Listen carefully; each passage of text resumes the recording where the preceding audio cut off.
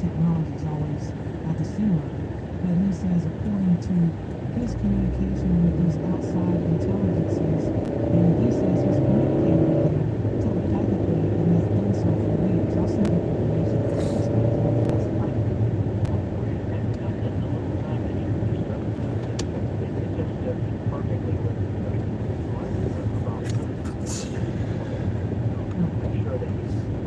Now, he says this has happened 3 times before.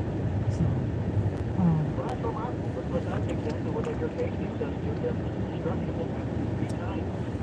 yes, I'm gonna send you the book.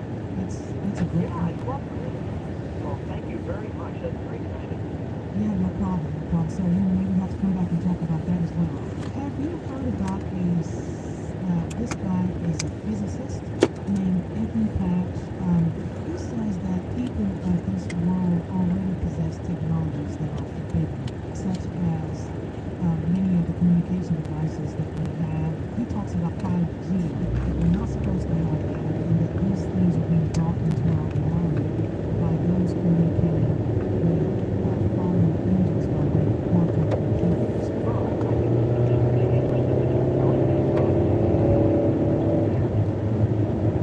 One of the crop circles that appeared in England about 5 years ago had a kind of a binary code, and this binary code had been translated quite incredibly.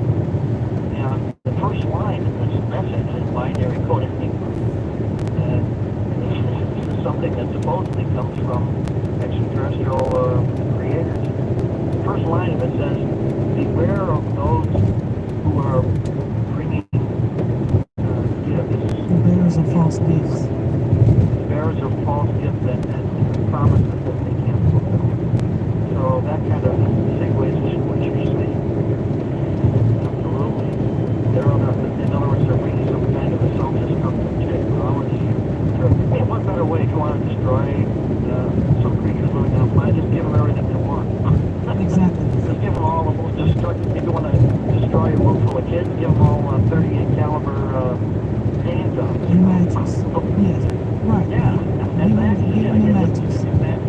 Exactly. So that's just what's happening. I mean, it saves you a lot of problems, a lot of trouble. You know, go down there like War of the Worlds and hand it out to all the idiots down there.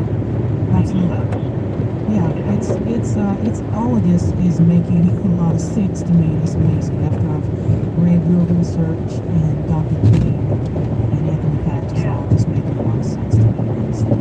Well, you know how I feel about it is that you've got a piece of the puzzle, they do, and we all have, and that's why shows like this are so valuable, because we're bringing the different pieces and we're thinking, oh, look at how this matches up. That's something I never knew before. So, like I said, we're all just students, and we're bringing together these different pieces of the puzzle, and it's becoming more clear the larger the pieces of it. Absolutely. You're right. So, because no one person has all the answers, you have to pay attention to what other people are finding in their research as well. Right. I think that's the great thing about this show. Let's talk about the Mayans. How are they connected to the history of Atlantis? Oh, they're very directly and intimately connected with it. The Maya language now, the written language of the Maya is totally translatable. We read everything, and we have all of their creation accounts, history came from, and they talk at length about their origins across the sea. One of the wonderful sources for the Mayan history is something called the Popol Vuh, which means the Book of Counsel. This is a late Mayan work. In other words, it was composed shortly before the Spanish arrived. This is being composed like sometime in the early part of the 15th century. But it was a collection of these traditional old stories, these old histories that the Maya had.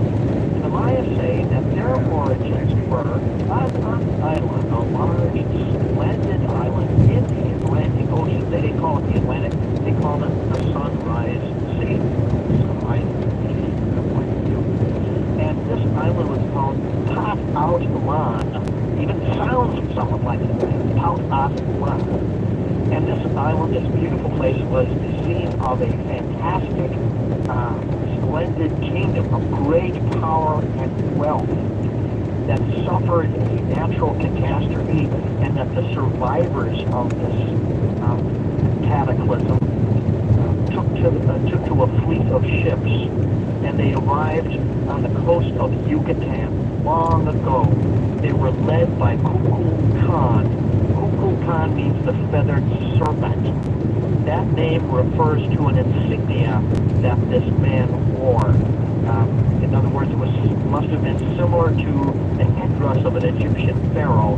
The Egyptian pharaoh, of course, had the head of a cobra and feathers behind it. So it's very similar to the same Egyptian idea of the feathered serpent. As a matter of fact, the feathered serpent is known in ancient Egyptians who watched keep close to civilization. They lived in various forest tribal societies. But when Kukulkan and his family and his followers, sorcerers, technicians, whatever you want to call them, arrived, they got along famously with the local people. They did not try to conquer them or abuse them or exploit them. They realized that there was no place to go back to. Outland was lost. It caught fire. It sank in the sea, according to well, and so Kukulkan and his followers got along with the people and shared their high technology, such as the calendar system, the Maya calendar. They shared all that with the local people. They intermarried with the local people. And that is the origins of Maya civilization, according to the Maya themselves. We know that because the Mayans themselves not only preserved the story, numerous documents like the Popol, but they also told the same story to the Spanish friars. When the Catholic Spanish priests were talking with the Maya elders, they wanted to know everything about Maya religion and Maya past, so they could supplant their own Catholic idea into the Maya traditions. In other words, they wanted to abolish the Maya religion, they wanted to abolish the Maya past, the culture, everything, so that Spanish Catholic culture could take over. That's why they needed to know all of the details. So Kukulkan was transformed into Saint Vincent, I think, or was a number of different saints, and that's the unfortunate way in which this cultural appropriation, like cultural genocide, actually. So that's these stories about the transparently Atlantean origins of the Maya people were and are preserved by them. There are even Maya elders today that you can go to that will tell you the same story, that what you call Atlantis and what Plato called Atlantis. Atlantis is a Greek word, by the way. The Greek word originally is Atlantikos, turned into English is Atlantis. So what you call Atlantis or Atlantikos, we the Maya say was Tautopan. The Aztecs, who came after the Maya and inherited so much of their technology and their culture, referred to the same place as Aztlan, Aztlan. So I would say that if you didn't have the story of Plato, you would still know a lot about Atlantis because of all of the Mesoamerican records and traditions that talk about the same place. What do you think happened to the Mayans? Well, the Maya, they still exist today, but of course they're not the same, they're not possessors of the same great high civilization that they had more than 1,000 years ago. Their civilization ended abruptly in 900 AD. It just stopped. There's no evidence of a natural catastrophe. There's no evidence of an exceptional war or disease or anything like that. The society just literally was abandoned suddenly all across Middle America around 900 AD. And the only explanation that makes sense to me, I've been investigating this for quite a few years, and a few others, is that the Maya worshipped one god, one supreme god. They had many gods, but there was one supreme god, and that was the god of time. They believed in time as the greatest power in the universe, because time brings everything into existence, and time destroys everything, and time brings everything back or brings new things. So they worshipped time, and their priests, it would appear, told them that the time was up on their civilization and they were to abandon it and go elsewhere. In 900 AD, their civilization stopped in Middle America.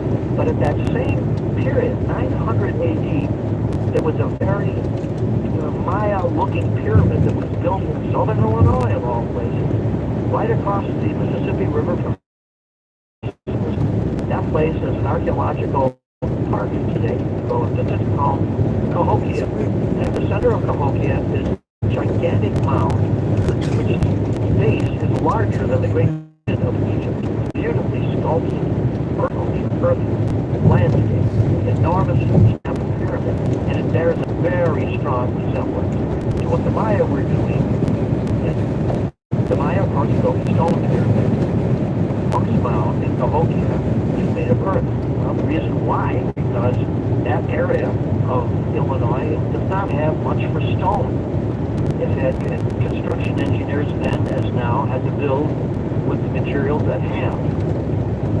Mexico and Yucatan, that's not the same situation in Illinois. Well, there is no limestone. All you have is soil. And so, some way they construction that was built there. So what I suggest is that the Maya, they weren't wiped out, they just left their calendar, which really ran their life. The famous Maya calendar, that was the real law of their society. Told them they had to abandon the Yucatan and other areas, and some of them at least would appear to have gone to the Mississippi Valley, and there recreated their culture across the St. Louis.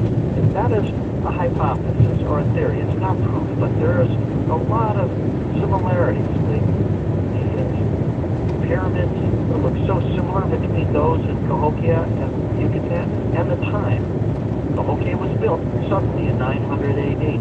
Maya civilization ended suddenly in 900 AD. These are not the only comparisons, but they're the two most powerful ones. Is the United States the North? Well, you came right out with it, didn't you? Yeah, I want to know. Not too subtle. You lack subtlety. Well, I will lack subtlety too. Yes, I would say. And usually I beat around the bush on that, but no, I think so. That's the great lesson of Atlantis, isn't it? The Americans were also very virtuous, spiritually inclined people. They were the torchbearers of freedom. If you were to ask an average American, 200 years ago, what is the American dream? They would immediately tell you liberty. Now you ask the average American, what is the American dream? Money. Liberty? What's that? Liberty Mutual or something? They don't know what they're talking about. So I think that is the same kind of shift or degeneration, put it that way, that the Atlanteans went through. The Atlantean ideal was one of high spirituality, working in close contact with natural law, and building all this high culture. And then towards the end, it was just how much land can we grab? How much wealthy can we become? And that's always the keynote for the destruction of a people. Civilizations are not destroyed by invasion or wars or anything like that. They're destroyed by the people themselves. There have been literally dozens, maybe hundreds of civilizations that human beings have built, and they're all gone. What happened to them? It's because the people themselves couldn't bear maintaining their high ideals of the civilization themselves. I think America is not exempt from the same cycle that has lifted up and driven down so many other civilizations. I think so. That doesn't mean that we're doomed. I don't believe that necessarily. Maybe we are. But I think that we better pay attention to what's going on. There have been revival. Civilizations have hit very bad low points and were able to come back like gangbusters and revive themselves. That has happened a couple of times. Several times. Mostly not. They talk about America as being the ship of state. Well, if that's the case, a ship can only take on so much water. Eventually, maybe you can pump it out. But if it takes on too much, it's going to capsize and sink. And I don't see how we're any different. Nature couldn't give a rap, whether human beings have their civilizations or not. Nature will go on, whether we're here or not. Nature was around long before we were here. Just not only as Americans, but as a human species. So I think we live in a very critical time, for sure. I don't think we're doomed necessarily. I would like to think not, but maybe we are. I think we need to wake up as a people. We need to see that there's certain things we have to throw overboard. Certain people we have to throw overboard that will be dangerous. I totally But, agree with you, Frank. I do agree with you. We need to wake up quickly. Let's talk about Edgar Casey again for just a moment, because during some of his life readings, a lot of them, he talked about how he was coming across these people that were Atlanteans in past lives. Why was that? And why are they reincarnating now? that's another great question, and he answered that. People did ask him, well, why is it that we're coming back now?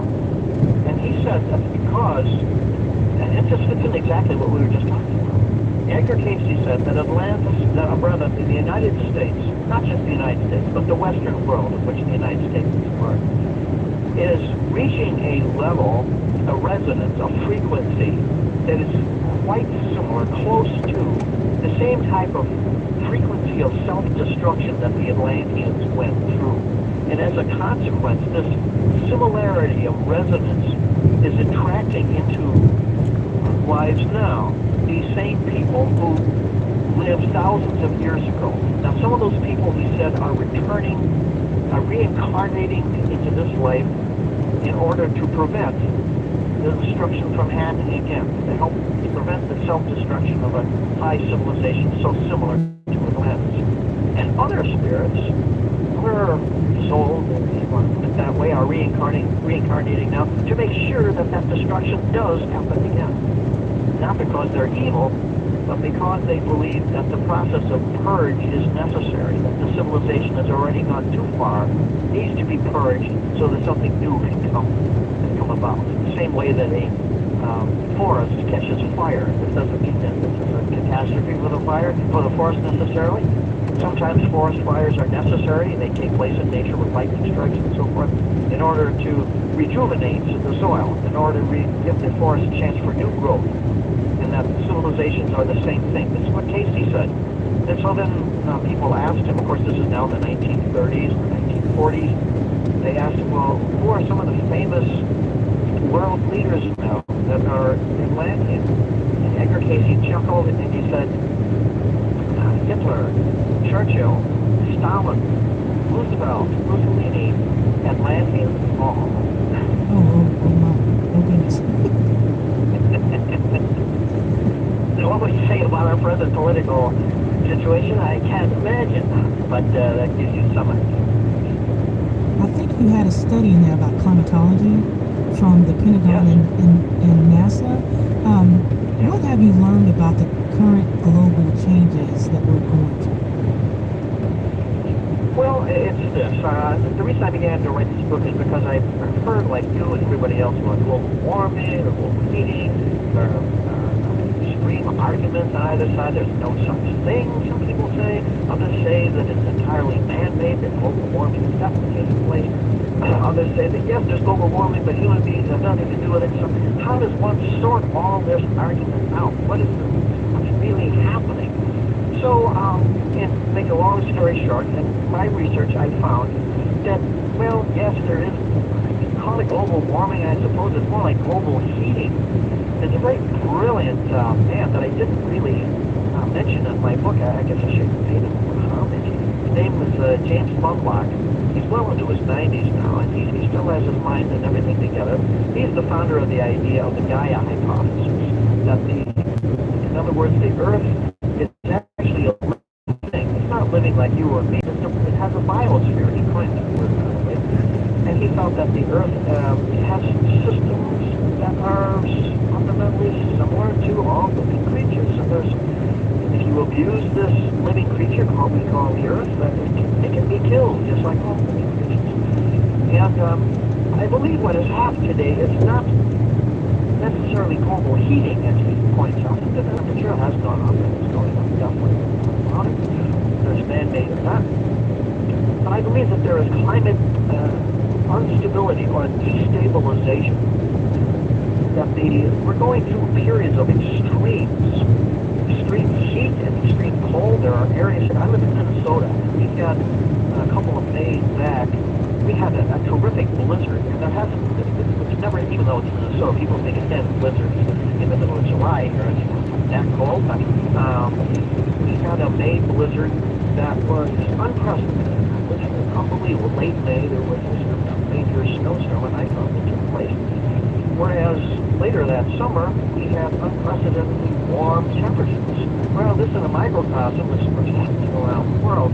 We're experiencing extremes of weather. There have never been as many tornadoes, similar tornadoes, as there have been in the past few years. There was one in Wisconsin not too long ago that killed 27 people. So we're going through a period of major destabilization, and I think that's really what is happening. There are a number of scientists now that are talking about the onset of another ice age. We do know what causes the ice ages. The northern hemisphere turns into an ice rink. And that's because the Earth, in its rotation around the sun, wobbles. And it goes through a wobble that involves two time periods. One period is 12,000 years, the other period is about 130,000 years. And when it wobbles, it inclines or points its northern hemisphere toward the sun, as it's doing now.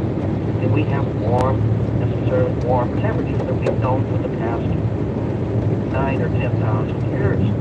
But as the wobble continues, the northern hemisphere begins to point away from the sun.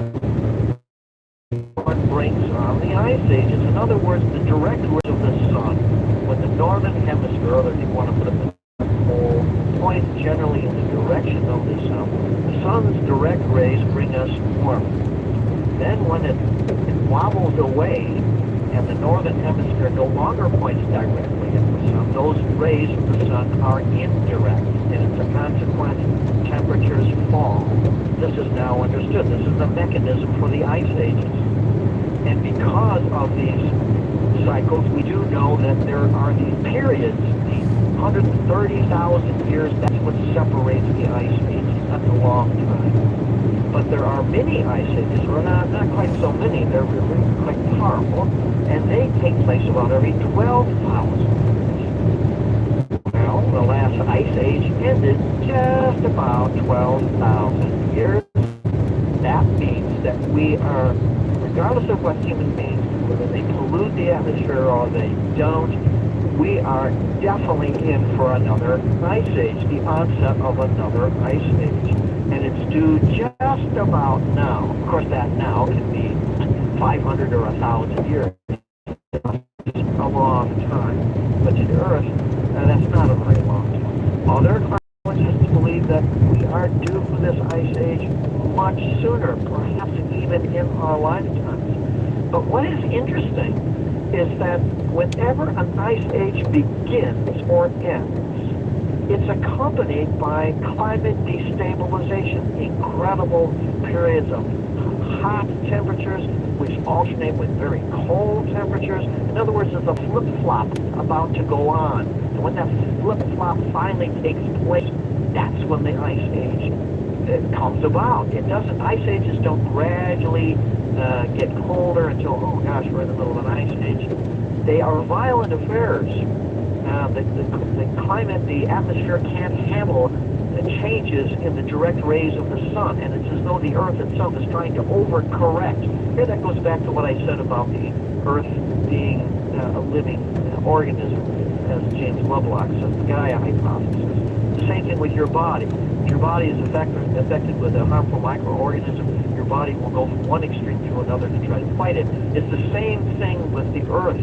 It's going from one atmospheric change to another extreme because of the decreasing rays of the sun on our northern hemisphere. So we are definitely in line for another ice age. And if that happens, that'll be really hard for us to, well, there's going to be a lot of, we're talking about immigration from Mexico coming across the border to North America. There's going to be a big immigration of Americans south trying to warm up. So that's not going to be that easy. So I think that it's entirely possible, more than possible, really inevitable, that we are going to enter an ice age. The question is when. It's going to be sooner or later. It could be as soon as the next few decades, but climatological science does not know for sure, or it could be another 100, not quite 1,000 years. So it's definitely, we're definitely due. We know we're at the end of this 12,000 year cycle. for a moderate ice age. But a moderate ice age for us would be catastrophic. I mean, it would be catastrophic because our agriculture would go. We wouldn't be able to feed ourselves in North America. And I mean all the way down to Mexico. The ice sheets would move incredibly fast, and they would cover all the northern states like Idaho, Montana, New York, Minnesota, places like that with deep ice sheets, and they move incredibly quickly. I mean, it's astounding at the speed of these mountain-high ice sheets, how they move backwards and forwards when there's an ice age going on. And the rest of the country may not be buried under ice, but the temperatures would plummet. So America the United States would lose its agriculture. That alone would be catastrophic. That's something that will definitely happen. We just don't know when. So I think that is one of the reasons why I called the book Atlantis and the Coming Ice Age. Atlantis did not go through an ice age, but they had their own catastrophe, natural catastrophe, and this one might be ours. Let's hope it doesn't happen in our lifetime. So I hope not, but we don't get off that easily, because if you believe in reincarnation, that's right. You're going to be here. Yeah, at some point you may be here. All right. Now let me ask you this. My last question to you, Frank, is: do you think our weather is being manipulated by technology? Definitely. Weather manipulation, modification has been going on for thousands of years. You mentioned Lemuria earlier. I wrote a book on it. It's called The Lost Civilization of Lemuria. And the first long chapter is all about how the Lemurians had weather modification. Of course, their modification was in order to help human beings, not to exploit them or to kill them. I don't want to go into that because it's extremely complex. But nonetheless, to answer your question, weather modification has been known for a very long time. Today we have things like HAARP and GWEN and so forth, which are playing havoc with our weather. Whether this is being done because of experimentation or because of manipulation for economic and political and military reasons, I can't say for sure. But it's definitely tampering with our systems, and it's not going to do us any good. As a matter of fact, there was a very brilliant physicist, probably the most brilliant of them all when it came to climatology. His name was Reed Bryson at the University of Wisconsin in Madison until his death in 2008. And he did talk about how this extremes of temperature are being modified to some degree just by the pollution that's exuded into our atmosphere, because the pollution, the worst thing the pollution does in regards to an ice age is that it prevents sunlight from directly entering the surface of the Earth. And so the heat, it warms up, and then it goes through a cold phase, and it contributes to the destabilization of our planet. So Dr. Bryson believed that actually the ice age is being encouraged and brought on sooner because of man-made industrial pollutants. And things like GWEN and HAARP, these are acronyms, of course, for these weather control devices that are being done, experimentation. They contribute to that as well. Unfortunately, we live in an age of self-destruction, and we really are. I mean, not all of our, but much of our science and our industry is so geared to self-indulgence that the self-indulgence is really a cover for self-destruction. And I think that, as you say, you have to wake up to this and either be prepared for it or try to stop it. You and I can't stop it, but at least being aware of it, perhaps we can survive it somehow. These good times, the good times have rolled for America for a long time. They won't roll forever. And Americans are not psychologically equipped for what's coming. And that's why this show, I think, is good, because it does help at least people consider these things. To be psychologically prepared is at least a beginning. Frank, I really enjoyed this conversation with you. Now, before we go, please tell my listeners where they can find more information about you and your book. Well, the best thing, I suppose, the name of my book is called Atlantis and the Coming Ice Age, and it discusses the same things we've talked about here in greater detail. And the best way for listeners to get it is from Amazon.com, the easiest way and the fastest way to get it, and the cheapest way, too. I don't make that much money on it, but that's okay. They'll get it. And as far as contacting me or getting in touch with me in any way, they can do that by contacting the magazine that I work for. It's called Ancient American.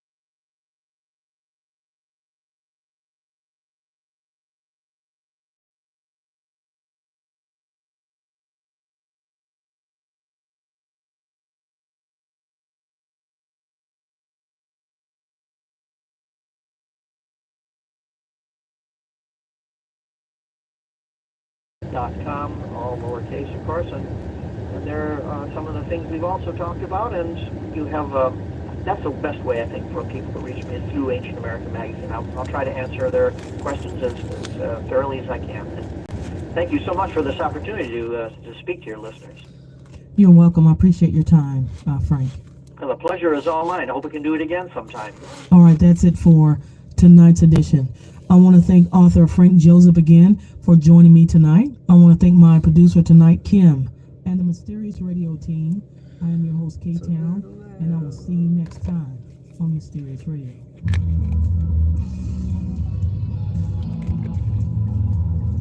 Like the show? Get more Mysterious Radio on our website. And don't forget to visit our Twitter and Facebook page.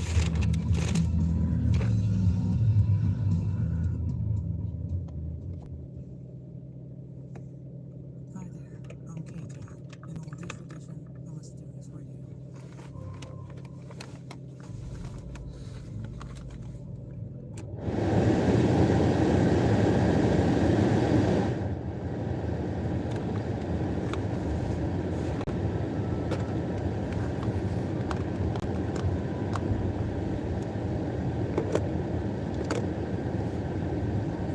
Lumberton, North Carolina, by Charles Lear.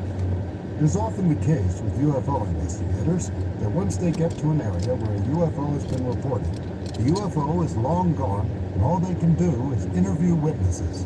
This is important as a means of creating a record of the case that can be referred to by future investigators and researchers. But occasionally, an investigator gets the chance to be a witness and actually observe what had been reported. This happened to investigator Lee Spiegel, who was looking into a series of sightings by as many as 30 police officers and 50 civilians in Lumberton, North Carolina in 1975. Spiegel submitted a report on the case to the director of the Center for UFO Studies and former Project Blue Book scientific consultant J. Allen Hynek.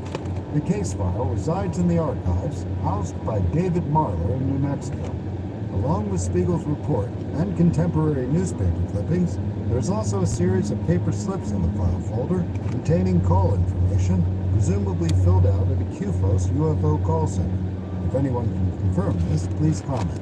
According to Spiegel's report, a violent thunderstorm in the area ended at 1:35 a.m. on April 3, 1975.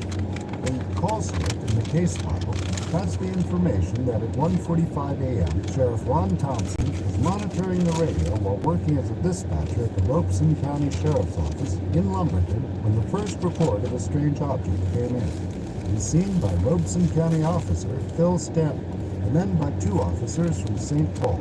All three described the object as V-shaped with red, blue, and clear lights.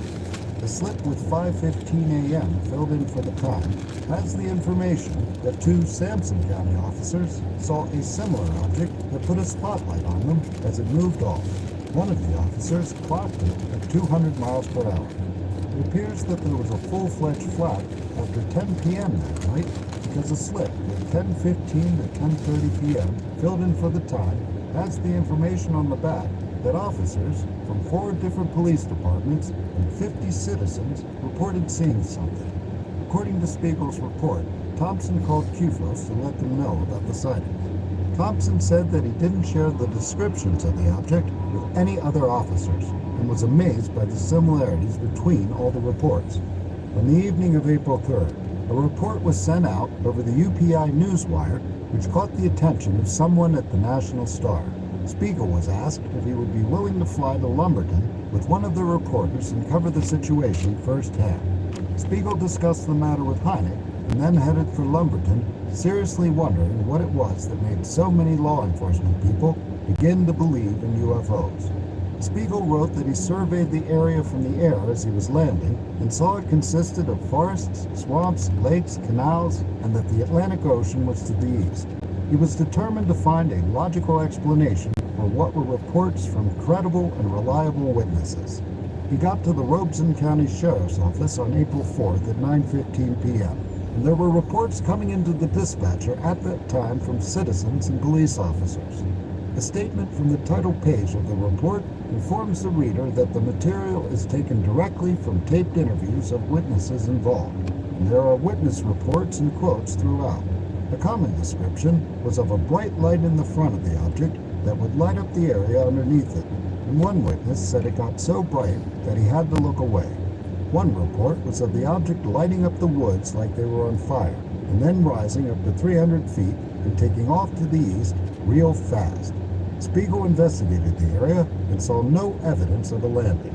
All of the witnesses described hearing no noise from the object, except one who said it made a shh type of noise when it turned. Descriptions of the object's size ranged from the size of an average car to a twin-engine Cessna. It reportedly hovered for periods of up to 45 minutes. On several occasions, officers pursued the object. Ron Thompson reported that he was off-duty but on alert on Friday night after 9 p.m. when he spotted a craft and then chased it. He caught up with it, and it hovered above him. He got out of his car, reached into it, and blinked his headlights twice. According to him, the craft blinked its headlight twice in response. In addition to the light up front, Thompson noticed the light on the back as well. The craft moved off, and Thompson continued his pursuit until he lost it behind some trees. He said he got to within 100 yards of it, and that it was unlike any conventional man-made aircraft. Meanwhile, Spiegel was told by Robeson County Sheriff's Office Director of Communications, Jay Freeman, that an FAA official at Granis Field in Fayetteville had offered the suggestion that the sightings on Thursday had been of a Boeing 737 during a series of training flights. As for the sightings on Friday, once the reports started coming in, no one had been able to contact the FAA official who had made the suggestion. Spiegel met up with Thompson in the hopes of seeing the object for himself. It was 10 p.m., and they drove through areas where sightings had been reported. They heard reports from other officers over the radio and moved towards the area. Then, at 11:54 p.m., they saw a large light that seemed to be approaching them as it increased in brightness. They stopped the car and heard no noise, but Spiegel notes that they were about 500 yards from it and might not have heard noise even if it was an aircraft. The light then turned red and started pulsating. Then Spiegel saw another red light on the other side of the road, moving in the same direction and pulsating at the same rate. Spiegel wrote that he still wasn't impressed or convinced. Then, at 1:30 a.m. on Saturday, as they were driving near Pembroke, they got a call over the radio that a V-shaped craft was headed in their direction. They soon saw a bright white light moving slowly, 15 to 20 feet above the trees, 500 to 600 feet away from them. They stopped and watched as the object moved slowly to the north, stopping and starting, never going more than 20 miles per hour. Freeman and reporter Paul Doherty joined them and verified that they were seeing the same thing. The car's engines and lights were off. The craft stopped and its light became intensely bright, reminding Spiegel of a magnesium flare. It hovered silently for over a minute. A car with 3 deputies had got to a good vantage point and radioed that they too were observing the craft. Then the craft turned completely red in the flash of an eye and began to pulsate. It moved slowly and haltingly to the south, and the observers watched it for around 6 minutes until it was gone from view. There were more sightings and more pursuits after that. In his report, Spiegel says he concluded that the object could not have been any type of airplane. It was very strange indeed. Despite the large number of police witnesses and civilian witnesses, this case has not received a great deal of attention.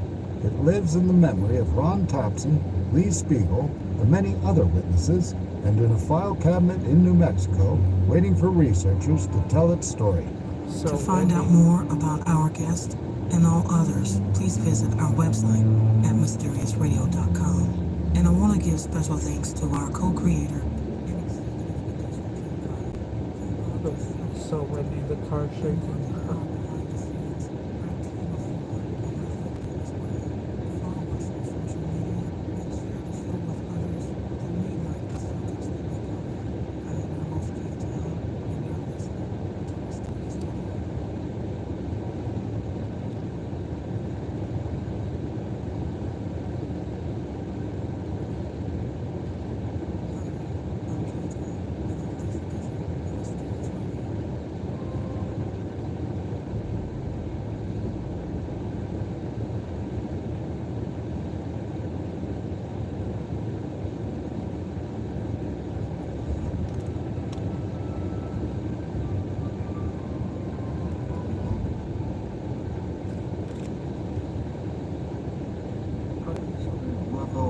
Crimes of Men in Black by Charles Lear.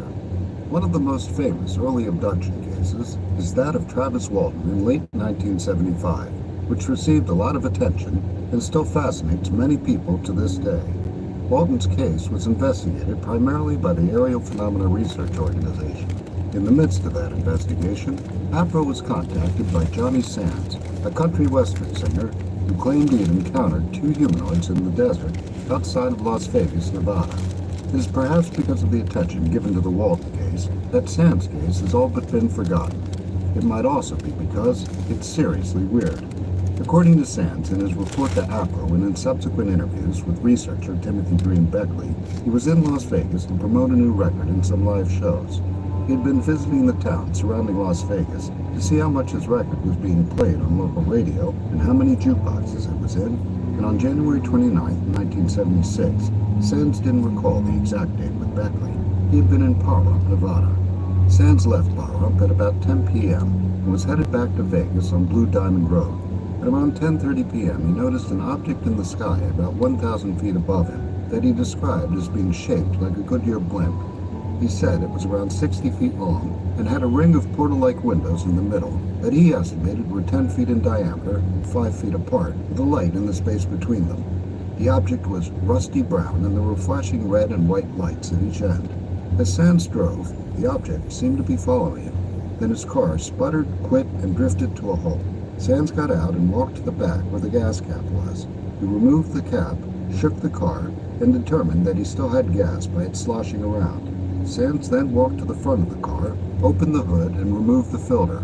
As he was doing so, he was aware of the object hovering over him. There was a flash of light, and then he saw two figures walking towards him. He tried to move, but couldn't, and attributed this to either shock or something the creatures might have done to him. One of the creatures stopped 3 feet in front of him, and the other remained 5 feet beyond. Sands described the creatures as wearing black uniforms with silver belts and shoulder straps.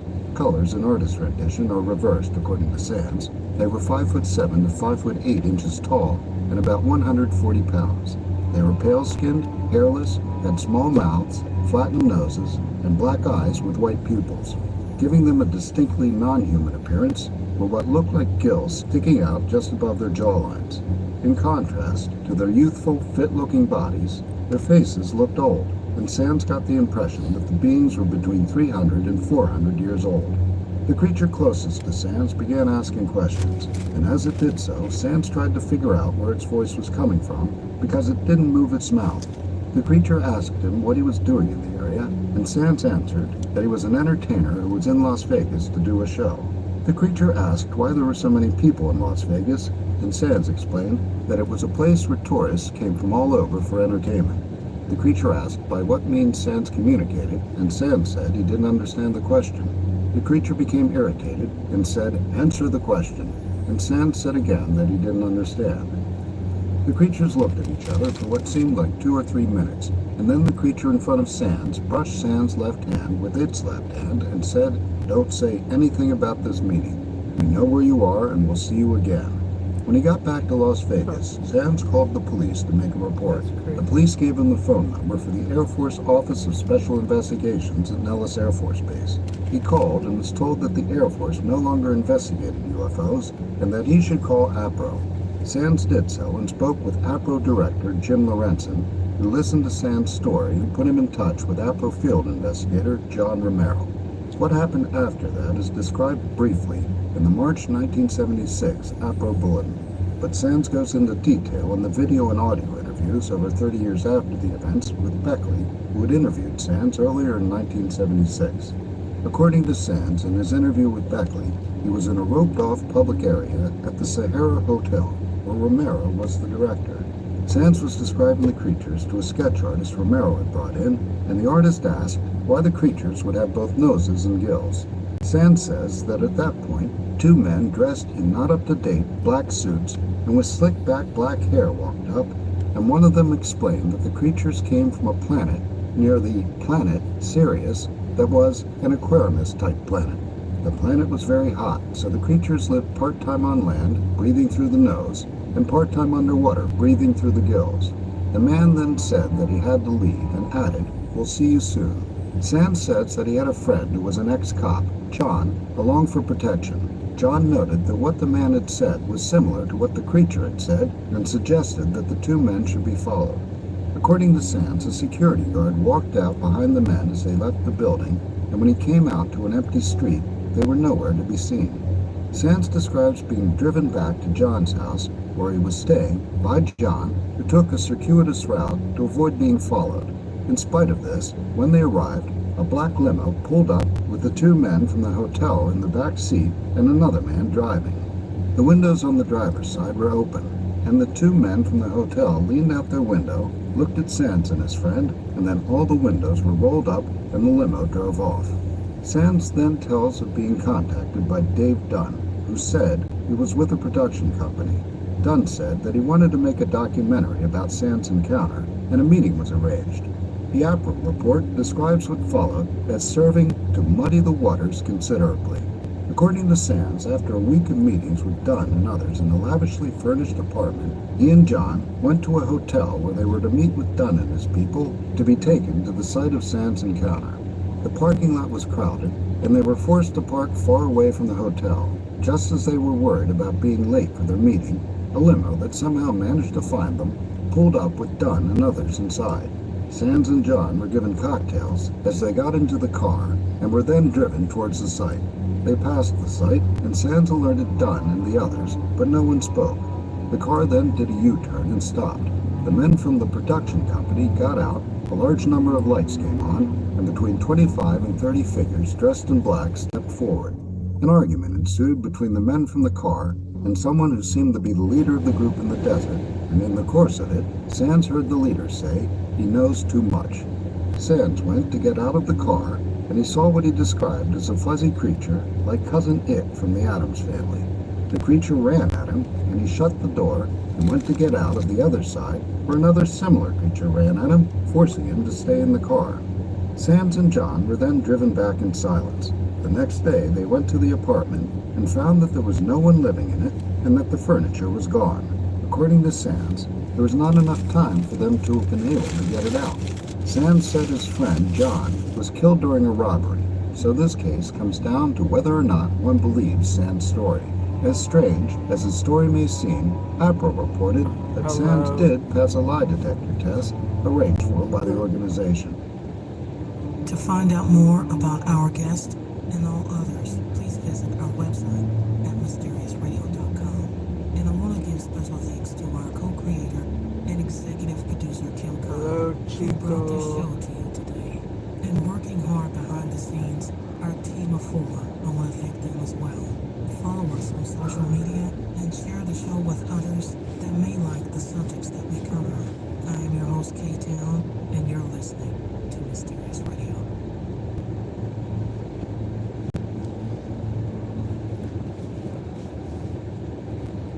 We're in Brigham City. Hi there, I'm K-Town, and on this edition And of Mysterious Auto Radio,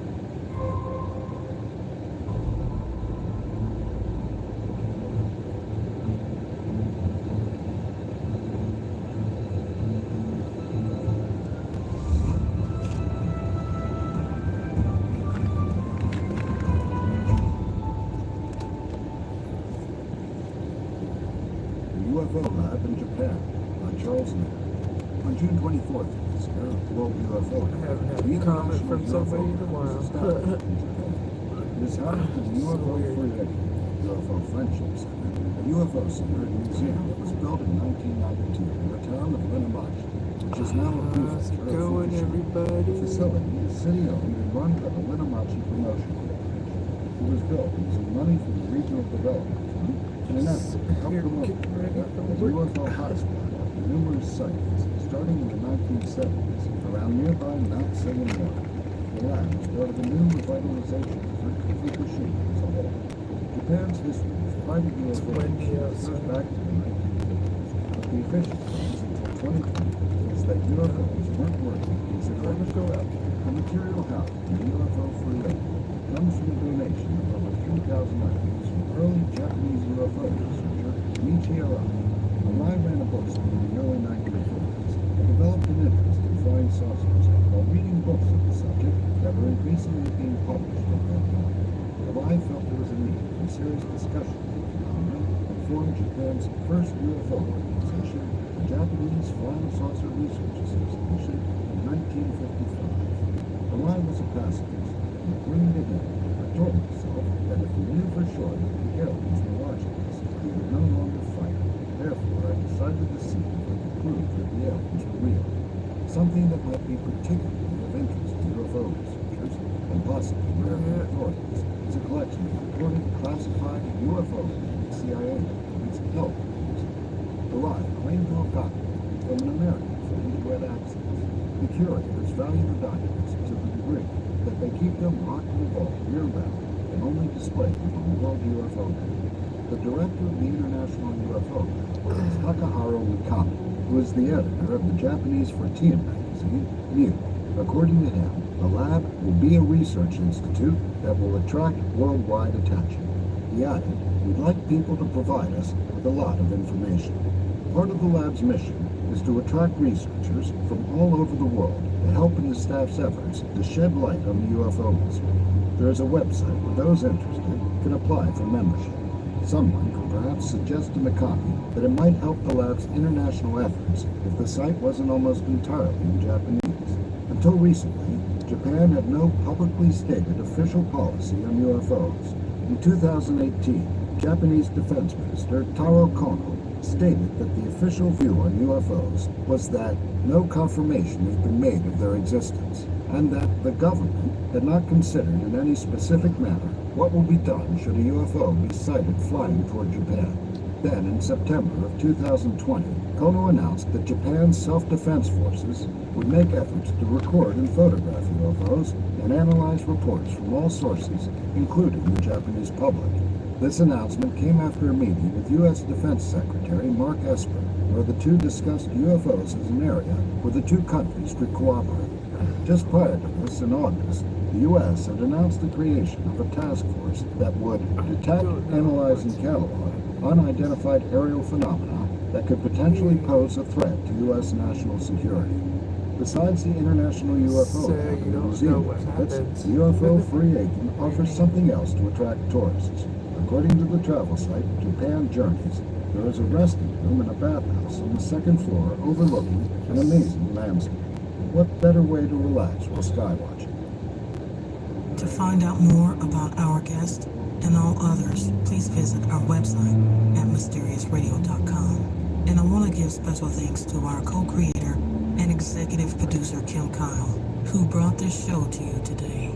And working hard behind the scenes, our team of four. I want to thank them as well. Follow us on social media and share the show with others that may like the subjects that we cover. I am your host, K-Town, and you're listening to Mysterious Radio.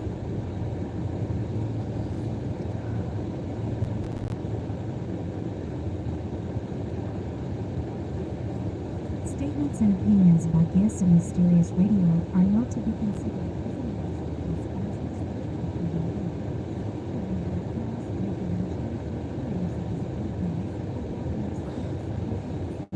So windy out there. I know it doesn't look like it, but he shakes the car.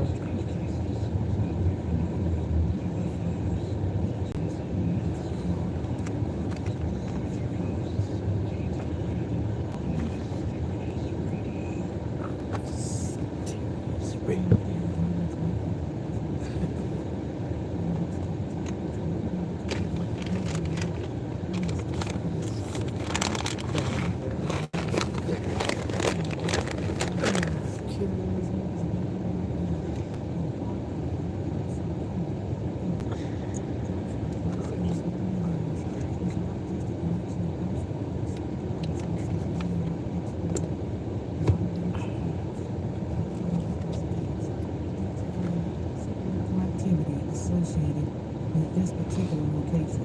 He spent nearly 3 years interviewing and researching the supernatural activity at this beautiful state, with 86 interviews including guests of park, city staff, police officers, movie crew personnel, and janitorial services. Ghost of Greystone, Beverly Hills promises you a riveting history of ghostly encounters. And I start off by asking Clint what it is he does for a living.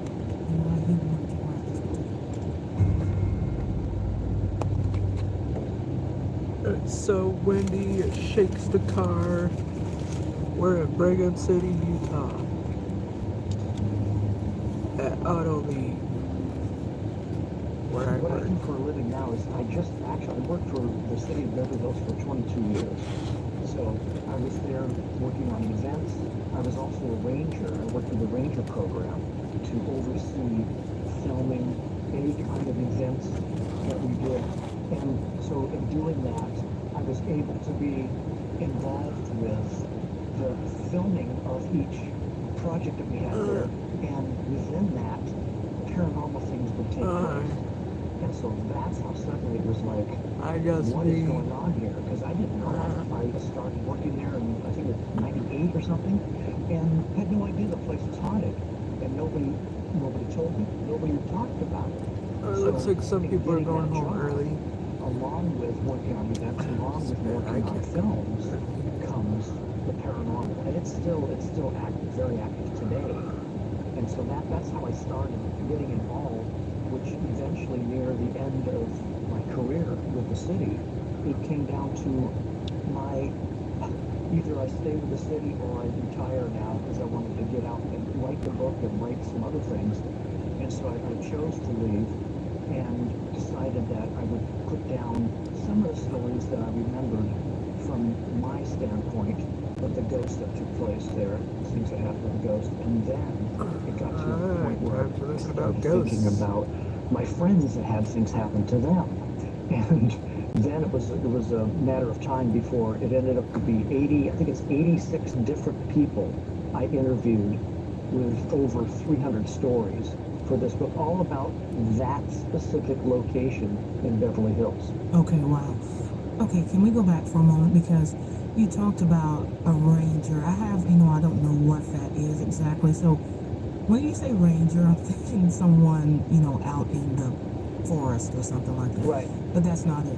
You're doing something. Okay, so tell us, how that particular job exposed you to paranormal activity. Can you tell us kind of, break that down for us and then some of the things that you first started to notice? Yeah. So what they have in most cities, but in Beverly Hills, are park rangers. So we have quite a few parks in Beverly Hills, and the park rangers are to implement any of the things that are taking place within the park that are illegal. If it's, depending what it is, drinking, smoking, riding your bike, all this stuff, whatever the rules are, then the rangers implement that. My situation was being a guy who ran the events in the city of Beverly Hills, helping run the events in the city of Beverly Hills, which were art shows and design shows and everything. I was stationed at Greystone. So in doing that, I would be there for, if we did a design show, which, we did thousands of people would come through over the weeks. If it was the art show, which was off-site, you get 40,000 people that would come through during that one weekend for that art show. When I was up at Greystone, we did tours through the mansion, which we would set up and take place, and that would be over a series of 6 weeks or whatever. You would do specific tours, or we would do a design show where designers would come in and they would choose a room and design it, and then the public would buy a ticket and have a chance to come through this incredible mansion and see all the rooms designed, because there's no furniture or anything within the house. So when they come in, it looks like it's a lived-in home, and the people can see what the designers have done and even purchase some of the furniture or what have you if they want to. We can make that deal. And then we also did a car show up there, and we have movie nights and all this stuff. So they need, instead of having police up there, they have park rangers who oversee all that. That's where, when it would become a large event, they would ask me, if I was helping run the event, then they would say, now that it's been set up, maybe in the next, 4 or 5 days, would you put on a uniform and just join the ranger program and help us? And I go, yeah, of course. So I did that for 20 years altogether. Okay, got you. All right. So why don't you go ahead and give us some history about the mansion? And I don't think you actually had a chance to go in to tell us about when you were there, like some of the first things that you noticed? Yeah, yeah. So the overall history, I won't make this long. There's a lot to it, but the overall history is Edward Lawrence Doheny, who was from Wisconsin, came out to find gold in L.A. in the late 1800s, early 1900s. He didn't find gold, but what he discovered was oil. That there were chances people had some oil that had come seep through the cracks in the surface of the area near downtown LA, and it would harden and look like tar. And so he saw that and asked the guy one day, "What is that stuff?" And this guy was collecting it, and he said, "Well, it's brea, which is like black tar." And so he said, "What do you do with it?" He said, "Well, we usually use it for fuel, and we sell it." It was really so that he and his friend, Edward's friend Charles Canfield, they rented a small little plot of land near downtown LA and started mining, in essence, digging down with picks and shovels. And they went down 155 feet. That's 15 stories down with a pick and a shovel, trying to find oil.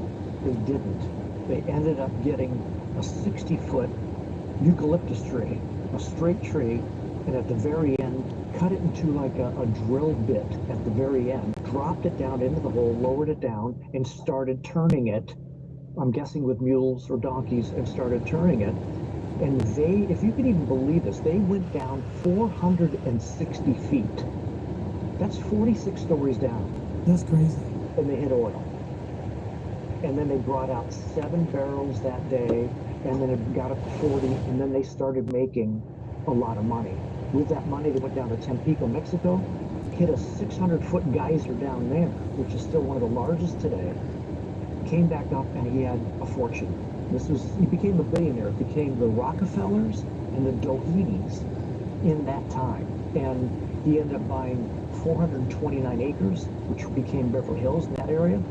And with that, he gave his son, Ned, who had a wife, a daughter, and 4 boys, gave them a 12.58 parcel of land in that area, which became Greystone, and Ned built what is now Greystone on that property. And so that's how it began. The building itself is 46,000 square feet, which is huge. It has 55 rooms, 67 altogether, meaning walk-in closets and what have you, with a family wing, a servant's wing, a recreation wing, hidden bar, bowling alley. I don't know if you or your listeners have ever seen the movie There'll Be Blood with Daniel Day-Lewis. If you have, the end of that film, the bowling alley is Greystone. So they have their own bowling alley there. When I started working there, the first thing that happened to me was they told me they were filming a Sprite commercial there. And I said, "Oh, okay, I haven't seen them film up here at Greystone, so I'll run up and just check it out." I went up to see it, and as I'm walking up the west court toward the front door, I see a guy running out of the house. Now remember, they have all this cast and crew and everything. This guy runs out of the house, he's swearing, "F this, F that," and he runs out of the courtyard, he's gone. And I eventually went up to this ranger who, his name is Ranger Clark, Steve Clark, who became a great friend of mine, still is, and I said to him, "What happened to that guy? What was going on there?" And what had happened was they were disrespecting that mansion. They're throwing things on the marble floor, drilling into the wood, painting things they shouldn't paint, disrespecting the mansion. And there are spirits within that mansion watching everything. And this guy was upstairs on the 2nd floor in one of the rooms, one of the bedrooms, well, loading cable and all stuff in these crates. And as he was doing that, one of the crates went from one side of the room to the other by itself. And that was enough for him. He tripped out, ran, and yelled, "F this, F that," and ran out of the house. And that was my first awareness of something's going on here. And that's when I talked to Steve, like, "What is this place? What is this place?" So that was my first incident or event that ever took place that I went, "Wow, something's going on here." Okay. All right, that's pretty creepy. And this was like during the day, right? This wasn't a nighttime event. During the day, yeah. Okay. Now, have any tragic events ever occurred on that property? Yeah, a lot. And you know, when I first started working there, one of the things the people who run the city said to us, you're not to talk about the murders. Don't talk about murder, suicide. We don't want to hear about it. We're trying to basically have this location in a good light where people want to come there and have weddings. They want to have whole business meetings and everything. So I was like, yeah, okay. I didn't know what had happened. Only to find out that there was a famous murder-suicide, and everybody can look that up. It's on the internet. Of once the family, in 1927, the building started being built. And then by September of 1928, which means a year later, remember this is a 46,000 square foot home. A year later, they ended up being able to move into the Car mansion. is shaking because And it's it so was windy. Ned, his wife Lucy, daughter Lucy, and 4 boys. They moved in September. February 16th of 1929, 4 months later, he was murdered in the house. He died in the house. So it was a murder-suicide, which they said that his secretary, Hugh, the son was Ned, the secretary, Hugh, went nuts and was very agitated because of what's known as the Teapot Dome scandal. Very agitated and came in to talk to Ned and to confront him about what was taking place. And they say that Hugh took out a gun, waved it at Ned, and through the argument the gun went off, killed Ned, and then he ended up killing himself. I don't happen to believe that, but regardless, both men were found shot to death inside the mansion. Can you tell us where that occurred? Yeah, it's the south guest room, which now is known as the murder room. And again, they also do not say murder room, don't talk about it. Okay, but everybody comes there. I will tell you that when I was working there, people would come up and ask 2 questions of me. First would be, is this place haunted? Always. Is this place haunted? And then the next would, you know, where are the restrooms? There was never like, the architecture, I see the architecture is, an 18th century Gothic. No. This place is haunted, right? Isn't it haunted? So that was something we always had to try to dodge around. But after a while, it was like people could read about this murder-suicide. Along with, there were 2 maids in the home that committed suicide. There was a little girl, who was still in there, by the way, that died on the property. And she's been seen like 5 times, like solid, like a little girl within the home. There was also... What did they die of? Was it a murder or was it Okay, sickness? there was the murder-suicide, and then one maid hung herself in the house. Another maid slit her wrists. The little girl, we thought, fell out of the window on the 2nd floor down to the terrace and died. But there were sightings of her at the location where she may have fallen off a roof outside of the house on the recreation wing. Okay, so was she part of the family or someone visiting the home or what? Yep, she was a visitor to the daughter, Lucy. So came to play with Lucy, and you know, I was always told that she fell out of the window, the 2nd story, Lucy's 2nd story window, down to the terrace below and died. But it is within the book, in my interviews, suddenly I came across 2 separate people that actually saw her on the roof of the recreation wing, standing there, and they're like, how did this little girl what is she doing up on the roof? She was in a little white dress. Didn't understand how she got up there. Where are her parents? The park's closed. We don't have, the Catskills Kids Camp wasn't open yet. So why is she in the park? And this guy, Glenn, is looking at her like, what are you doing there? Okay, and he's upstairs equal to her, because she's up on top of the roof. He's up in a building right next to that, equal with her, and he starts to go downstairs to go see what she's doing there. He looks back, and she falls off the roof.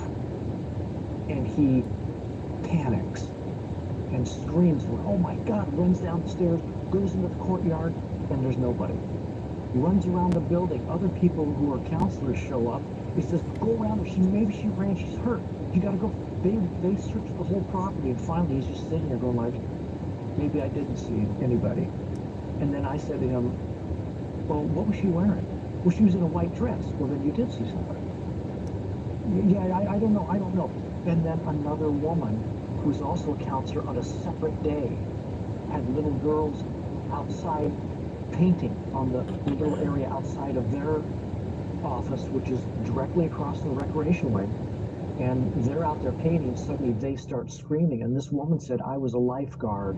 I know when people are in distress, major distress. And I heard these girls screaming. I went, oh my God. I ran outside onto the balcony there and looked at them, and they're pointing. Now they're quiet. They're just pointing up to the top of the roof. And she said, I said, well, what's wrong? What's wrong? What's wrong? And then the one little girl said, this little girl, she fell off the roof. And she's like, what? And they run down there and there's nobody there. So my belief is this little girl, who I believe her name is Emily, was showing them how she passed. So maybe it wasn't that she fell out the window. Maybe she was up in that rooftop and she fell off the roof. All right, that's what I was going to ask you. Have you done any research to try and find out, the little girl's name or any photos of her or anything like that? Yeah, so there's no information. Remember, the thing about Greystone is we're talking about a family that was in the newspapers, in the public eye. And again, Mr. Doheny, Lawrence L. Doheny, became as popular or as well known as the Rockefellers. So they were billionaires when a penny meant something. Greystone was known as the Hearst Castle of Southern California, very famous castle. William Randolph Hearst up north in California, he built a home that they feel that Greystone rivaled that home. So this was a whole family that didn't want any information out in the negative. So when Ned and Hugh died, that was in the papers for 24 hours and taken out immediately. Done. Gone. Don't talk about it. This little girl who now dies at the location, they don't want it. It's not in the papers. They don't put it there. Although a very good friend of mine, Clark Fogg, who was the CSI, the forensic guy from Beverly Hills, was there for like 36 years. He says he recalls reading an article about a girl having died at Greystone. It was a really short, small article. So Clark, my brother, and myself set out to try to find anything about this little girl that we think her name is Emily. And we found nothing in the records at Beverly Hills. And then we went down to downtown LA.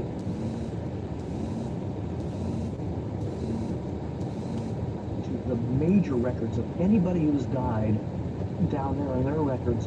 And we started in one day and we only got through like 2 or 3 years, like 1929, 1930, 31, because the books are huge. It's everybody who died in LA.